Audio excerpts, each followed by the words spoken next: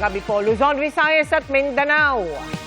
Hinarangan at binuntutan ng China Coast Guard ang medical evacuation ng Pilipinas sa dalawang sundalong Pilipinong nasugatan sa panghahataw ng kahoy na baton. Hinarasman, matagumpay na nasagip ang dalawang sundalo at ginagamot na sa ospital. Pagdidiin ng Philippine Coast Guard, China ang nagsimula ng tensyon. Pero ayon sa Chinese ambassador, may nalabag na kasunduan ang Pilipinas dahil sa nakita nilang konstruksyon sa BRP Sierra Madre, kaya nilapitan ng China Coast Guard ang barko.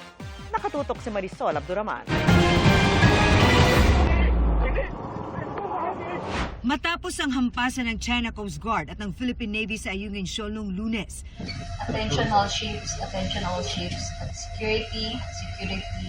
This is Philippine Coast Guard vessel, BRP Melchora Aquino, MRRB 9702. Humanitarian assistance and disaster response operation. Specifically, a medical evacuation of an injured member of the Armed Forces of the Philippines requiring urgent medical attention located at Ayungin Shoal. nagsagawa agad ang Philippine Coast Guard ng medical evacuation para sa dalawang Philippine Navy personnel na nasugatan sa insidente, nakasama sa mga tauhang nakaistasyon sa BRP Sierra Madre, ang outpost ng Pilipinas sa Ayungin Shoal.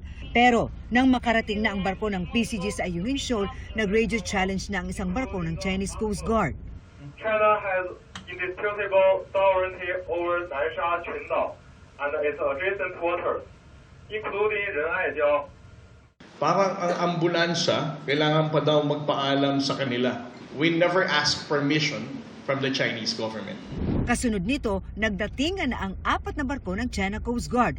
Ang isa sa mga barko, nag-deploy ng inflatable boat na humarang sa rubber boat na dineploy ng PCG kasama ang doctor at nurse na susundo sa mga sugatang sundalo. Pero hindi nagpatinag ang taga-PCG. 11:30 ng umaga kahapon, nagkita na ang mga personnel ng Coast Guard at mga sundalo. Ito ay kahit nakabuntot sa kanila ang 5308 sa buong operasyon. And the entire time that we are proceeding on the rendezvous point, sinusundan din tayo nung 5308. Sa kabila ng panghaharas ng China, matagumpay na na-evacuate ng Philippine Coast Guard ang dalawang sundalo mula sa Ayungin Shoal matapos ang halos 2 araw. At kaninang 8:00 nga ng umaga, formal na silang na-turn over sa Armed Forces of the Philippines. Accordingly, the 2 of this AFP personnel experienced head trauma. The other one has a laceration on his head because of the trauma, which is approximately 7 to 8 centimeters. I think they're doing their job very professional. I think we're in a position of telling them to get away from LS 57 atin yun, military post natin yun. Muling iginiit ng PCG na hindi ang Pilipinas ang pasimuno ng tensyon sa West Philippine Sea. Ito raw ay dahil sa paglapit at pag-aligid ng China Coast Guard sa BRP Sierra Madre. I'm not really sure whether the Chinese ambassador is well aware of what's happening in the West Philippine Sea or he's just stuck with the idea that they own the entire South China Sea.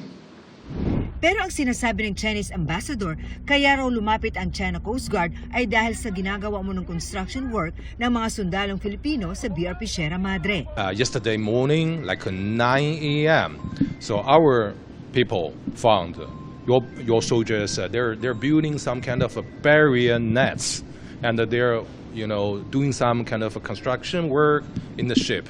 So we sent 2 boats to check what happened.